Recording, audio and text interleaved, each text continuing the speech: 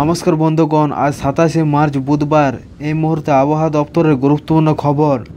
আজকে রাজ্যের একাধিক জেলায় হতে পারে বজ্রবিদ্যুৎ সহ বৃষ্টি।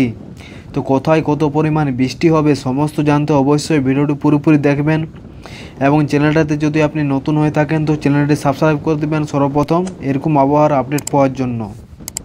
আজকে যদি দেখেন যে কোথায় সর্বোচ্চ তাপমাত্রা থাকবে, তো আজকে দেখতে পাচ্ছেন যে পুরুলিয়াতে সর্বোচ্চ তাপমাত্রা এবং বিষ্ণুপুরে সেম তাপমাত্রা থাকবে 37 ডিগ্রি সেলসিয়াস, এবং সর্বনিম্ন তাপমাত্রা থাকবে দার্জিলিংয়ে 17 ডিগ্রি। এবং আজকে বৃষ্টিপাতের সম্ভাবনা যদি দেখেন তো দেখতে পাচ্ছেন যে দার্জিলিং, কালিম্পং, জলপাইগুড়ি, আলিপুরদুয়ার, কোচবিহার এই 5টি জেলাতে বা রেনের সতর্কতা আছে। আইসোলেট বৃষ্টিপাতের সম্ভাবনা রয়েছে, এবং উত্তর দিনাজপুর থেকে শুরু করে মালদহ, পুরুলিয়া, ঝাড়গ্রাম, মেদিনীপুর, পূর্ব মেদিনীপুর, পশ্চিম মেদিনীপুর এসব জেলাতে কোনো জলের সতর্কতা নেই।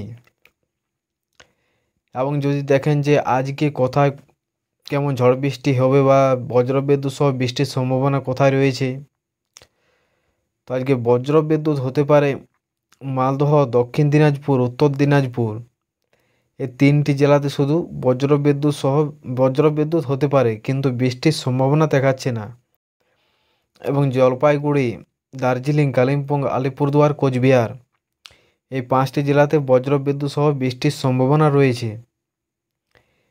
তো এটাই হলো আজকের আপডেট। পরবর্তী আপডেট পাওয়ার জন্য অবশ্যই চ্যানেলটি সাবস্ক্রাইব রাখবেন, এবং এই ভিডিওটি যদি উপকারী মনে হয় তো অবশ্যই ভিডিওটিতে লাইক করে দেবেন, এবং ভিডিওটি আপনি কোথা থেকে দেখছেন, কোন জেলা থেকে, কমেন্ট করে জানাবেন, এবং আপনার ওখানে কেমন আবহাওয়া আছে অবশ্যই কমেন্ট করবেন।